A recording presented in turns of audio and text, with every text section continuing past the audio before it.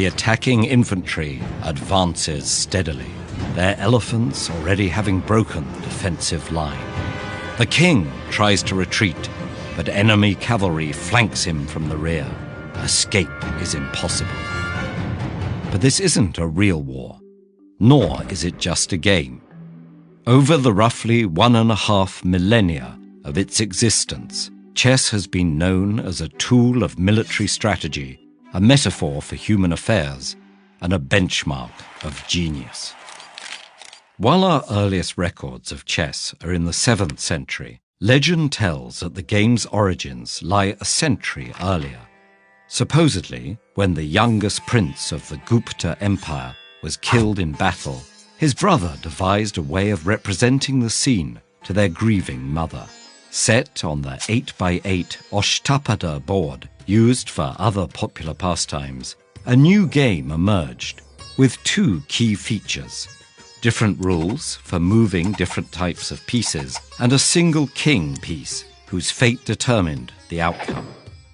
The game was originally known as Chaturanga, a Sanskrit word for 4 divisions, but with its spread to Sassanid Persia, it acquired its current name and terminology, chess, derived from Shah, meaning king, and checkmate from Shahmot, or the king is helpless.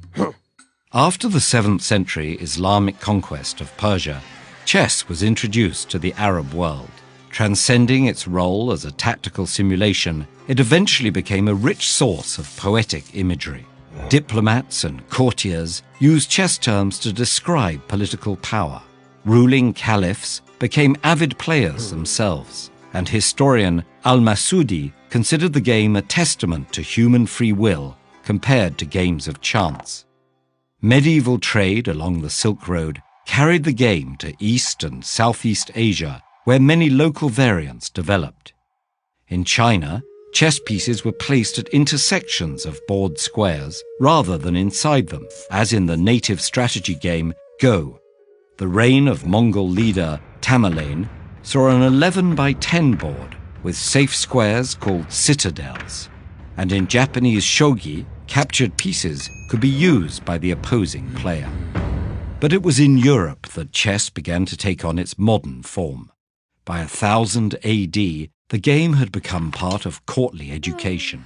Chess was used as an allegory for different social classes performing their proper roles, and the pieces were reinterpreted in their new context. At the same time, the church remained suspicious of games. Moralists cautioned against devoting too much time to them, with chess even being briefly banned in France. Yet the game proliferated, and the 15th century saw it cohering into the form we know today. The relatively weak piece of advisor was recast as a more powerful queen, perhaps inspired by the recent surge of strong female leaders.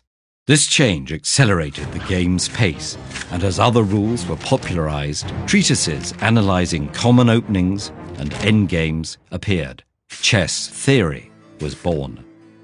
With the Enlightenment era, the game moved from royal courts to coffee houses. Chess was now seen as an expression of creativity, encouraging bold moves and dramatic plays. This romantic style reached its peak in the immortal game of 1851, where Adolf Anderssen managed a checkmate after sacrificing his queen and both rooks. But the emergence of formal competitive play in the late 19th century meant that strategic calculation would eventually trump dramatic flair. And with the rise of international competition, chess took on a new geopolitical importance.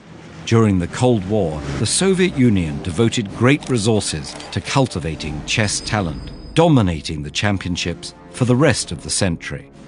But the player who would truly upset Russian dominance was not a citizen of another country, but an IBM computer called Deep Blue. Chess-playing computers had been developed for decades, but Deep Blue's triumph over Garry Kasparov in 1997 was the first time a machine had defeated a sitting champion. Today, Chess software is capable of consistently defeating the best human players. But just like the game they've mastered, these machines are products of human ingenuity.